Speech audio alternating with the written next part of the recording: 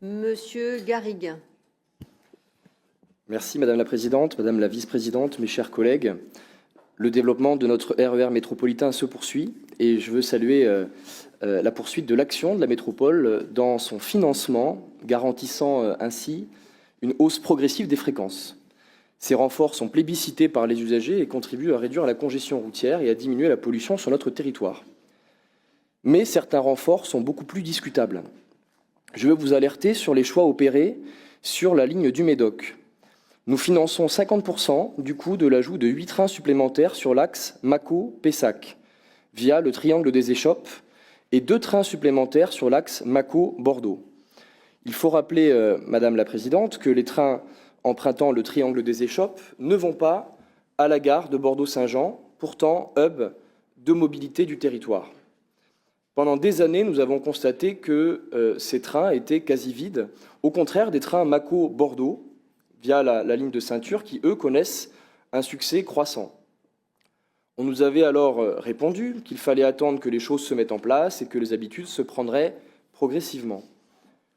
9 ans après la mise en service de ce triangle des Échoppes, qui a coûté, je le rappelle, près de 26 millions d'euros d'investissement aux contribuables, nous avons maintenant, depuis 2025, Claude Mélier l'a rappelé, autant de trains allant vers Bordeaux que de trains allant vers Pessac et donc ne passant pas par la gare Saint-Jean. Donc, soit 13 allers-retours par jour Mâcon-Bordeaux et 13 allers-retours par jour Mâcon-Pessac. Il est donc temps maintenant, 9 ans après, d'en faire un bilan. Le résultat des comptages est sans appel. Il y a 10 fois plus de voyageurs se rendant vers Bordeaux-Saint-Jean que vers la gare TER de Pessac à offre de transport équivalente. 10 fois plus. 66% des usagers ont en effet pour destination des gares situées entre Mâcon et Mérignac-Arlac. 31% des usagers vont vers Bordeaux-Saint-Jean et seulement 3% vont vers la gare TER de Pessac. Pourtant, seule la moitié des trains vont vers Bordeaux et l'autre moitié vont vers Pessac. Ces dessertes ne sont donc utiles ni pour les Pessacais, ni pour les habitants de la ligne résidant à Mérignac, dans le quartier de Codéran, au Bouscat, Bruges, Blanquefort, Parampuire, ni pour les habitants du Médoc, qui sont très peu nombreux à les utiliser. Les usagers de la ligne de ceinture sont même pénalisés, car le triangle des Échoppes divise par 2 le nombre de trains dont ils bénéficient pour se rendre à Bordeaux. Les chiffres sont formels, ils sont 10 fois plus nombreux à avoir besoin de se rendre à Bordeaux, et pourtant, dans cette délibération, vous avez fait le choix, pour cette année, d'ajouter 4 fois plus de renforts sur Mâcon-Pessac que sur Mâcon-Bordeaux. Ce choix défie donc toute logique et ne répond pas aux besoins des usagers. Alors qu'il avait par exemple été indiqué aux habitants de Parampuire qu'ils n'auraient pas besoin de l'extension du tram, car ils bénéficieraient d'un RER inspiré des célèbres lignes d'Île-de-France, ils se retrouvent aujourd'hui avec seulement 4 départs vers Bordeaux entre 6h et 10h, soit 1 train par heure. La fréquence dont ils bénéficient vers Bordeaux se rapproche donc davantage de la fréquence en gare d'Oloron-Sainte-Marie que de Châtelet-Les Halles. S'ils se rabattent vers le triangle des Échoppes, ils doivent effectuer une correspondance pénalisante vers Bordeaux.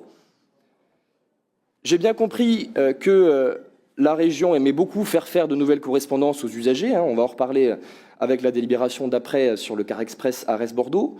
Mais les usagers, eux, apprécient beaucoup moins ces nouvelles correspondances. Par ailleurs, ces 8 trains supplémentaires Mâcon-Pessac représentent un coût annuel pour le contribuable de près de 500 000 euros par an, soit 250 000 euros par an pour Bordeaux Métropole, puisqu'on en finance la moitié. Et il faut rappeler que le contribuable a déjà versé 26 millions d'euros d'investissement pour réaliser ce triangle des Échoppes. Il est temps, Madame la Présidente, d'arrêter les frais et de ne plus cautionner cette gabegie. La région doit arrêter de nous faire payer ce gaspillage d'argent public. Le service annuel 2026 étant déjà défini avec la SNCF, il est de notre devoir, dans le service annuel 2027, en cohérence avec les chiffres de fréquentation, de retirer notre financement à la desserte du triangle des Échoppes et de réaffecter ces 8 trains supplémentaires sur l'axe Mâcon-Bordeaux pour proposer une offre de RER décente aux habitants de la ligne de ceinture et permettre efficacement de décarboner nos déplacements.